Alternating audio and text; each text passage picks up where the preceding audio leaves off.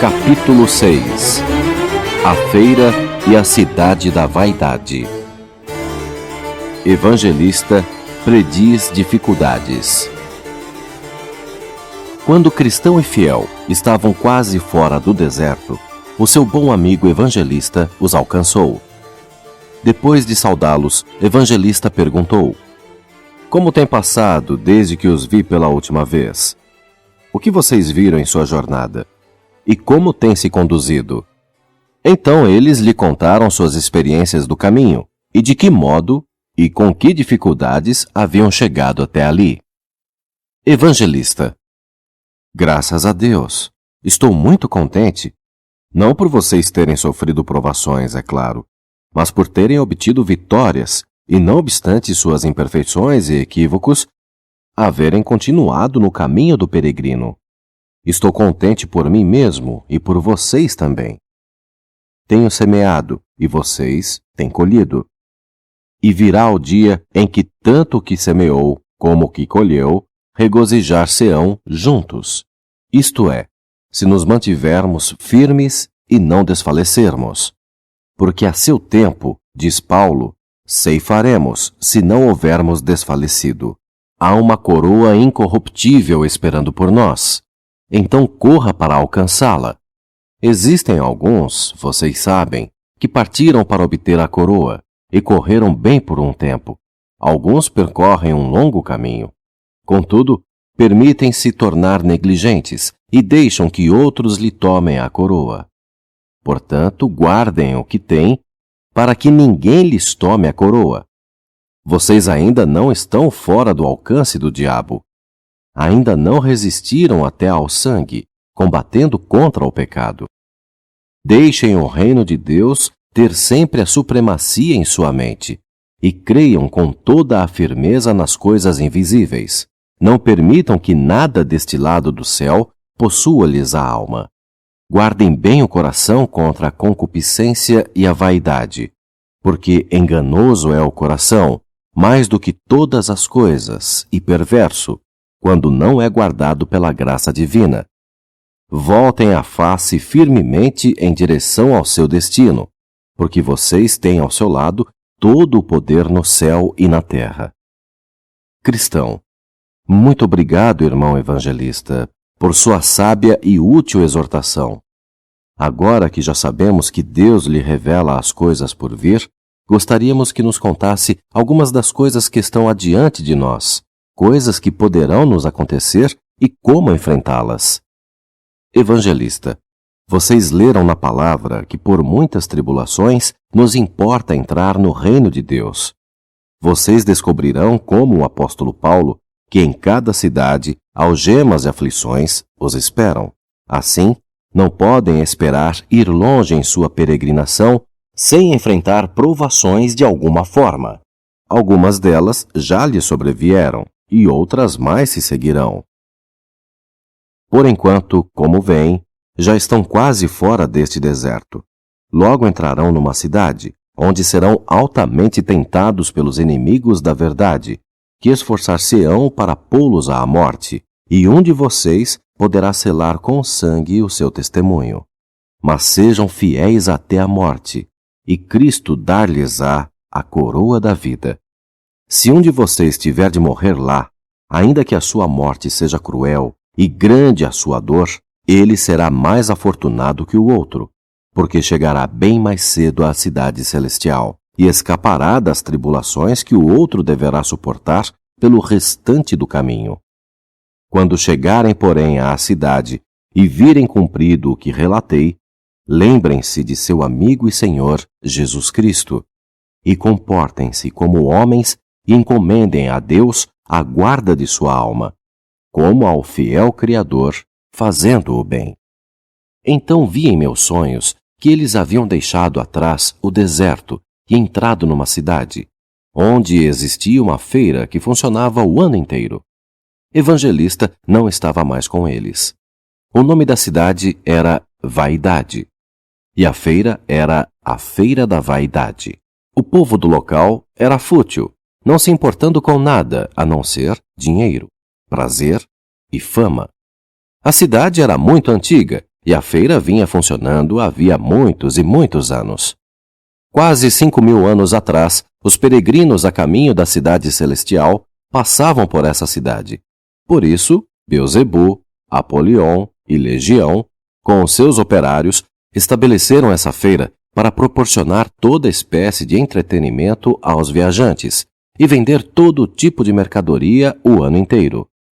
Até hoje, nessa feira, são vendidas mercadorias como casas bonitas, terras, ações e apólices, falsa segurança, roupas vistosas, joias, cosméticos caros, ouro e prata, antiguidades, pérolas, pedras preciosas, fama, fortunas, reputações, virtude, honra, popularidade, posições, títulos falsos, diplomas falsificados, competições, oportunidades, jogos, votos, eleições, cargos governamentais, influências pessoais, relatórios forjados, propagandas, falsidades, notícias fictícias, decepções, personalidades artificiais, esquemas, embustes, comicidade, belas rainhas, atração sexual, prostitutas, vidas humanas e almas de homens.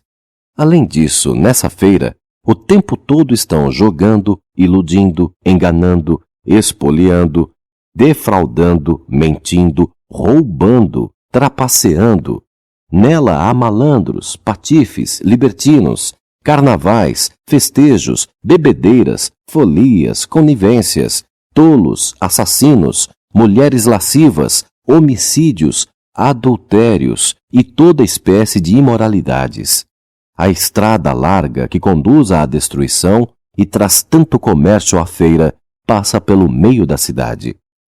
E nessa cidade da vaidade existem tavernas, clubes noturnos, estalagens de beira de estrada, shows sedutores, cassinos populares, refinamento social, igrejas modernas, cristãos artificiais, segregação denominacional, pastores profissionais usando psicologia em massa, colocando-se como senhores sobre a herança de Deus, governando suas congregações pelo lucro vil, açoitando e tosquiando o rebanho, em vez de alimentá-lo e dar-lhe um bom exemplo. Há também pseudocientistas famosos, médicos charlatões, agenciadores de apostas clandestinos, escroques, impostores de todas as espécies. Não obstante, se alguém indo para a cidade celestial quisesse evitar a cidade da vaidade, seria obrigado a sair do mundo. O príncipe da paz, quando aqui na terra atravessou essa cidade para ir à sua pátria, e esse mesmo Beelzebu era como agora, o senhor da feira. Ele tentou vender ao príncipe muitas de suas vaidades. Até ofereceu-lhe fazê-lo administrador da feira, porque o príncipe era uma pessoa muito influente. Beelzebu levou-o de uma seção a outra, mostrou-lhe as diversas nações do mundo e prometeu-lhe fazê-lo governador de todas elas, se ele se humilhasse e comprasse algumas de suas futilidades. O príncipe, porém, não se interessou por nenhuma das mercadorias e deixou a cidade sem gastar um centavo por qualquer dos produtos de Beelzebu. Cristão e fiel na feira da vaidade. Tão logo cristão e fiel adentraram a feira, provocaram grande impressão, não apenas ali, mas em toda a cidade. Em primeiro lugar, seus trajes eram tão diferentes dos usados pelas pessoas do local que todos fitavam-nos demoradamente. Alguns disseram que eles eram excêntricos. Outros chamaram-nos de bizarros, e houve quem dissesse que estavam ali para causar problemas. Segundo, o seu falar era diferente. Poucos podiam entender o que diziam, porque naturalmente falavam a língua de Canaã, enquanto os que mantinham a feira eram homens deste mundo. De uma ponta à outra da feira pareciam bárbaros. Terceiro, aqueles peregrinos não mostravam interesse pelas suas mercadorias, e isso era o que mais preocupava as pessoas da feira. Cristão e fiel sequer as olhavam, e quando lhes diziam para comprar algo, tapavam os ouvidos e oravam. Desvia os meus olhos de contemplarem a vaidade. Proferiam isso olhando para o alto, como se pertencessem a outro país. Escarnecidos e atacados. Um homem que já ouvira falar dos dois, observando o seu comportamento peculiar, indagou-lhes: O que vocês vão comprar? Fixando nele os olhos, os dois responderam: Compramos a verdade. Isso deu ocasião a que os perseguissem. Finalmente, aqueles que odiavam os peregrinos criaram um tumulto e uma tal comoção que toda a ordem foi desfeita. O caso foi levado ao governador, que veio rapidamente e os prendeu para um interrogatório. Os investigadores indagaram de onde eles vinham, para onde estavam indo e o que estavam fazendo na Feira da Vaidade, naqueles trajes.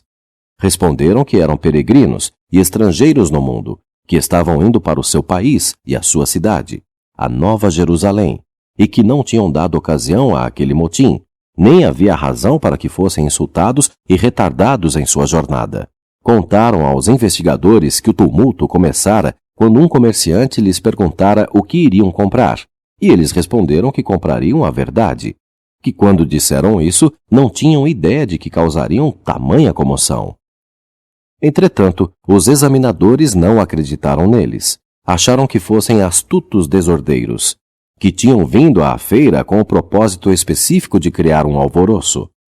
Então chicotearam-nos, sujaram-lhes a face com lama, puseram-nos numa jaula de ferro e os expuseram diante do povo. Ali permaneceram por um longo tempo, sem água ou comida. Foram feitos objeto de folia e aversão. O administrador do local ria com aqueles que zombavam deles. Os dois foram pacientes, controlando bem o seu temperamento, não pagando mal por mal, antes mostrando bondade àqueles que deles abusavam, proferindo boas palavras em troca de um tratamento cruel e prestando favores pelas injúrias.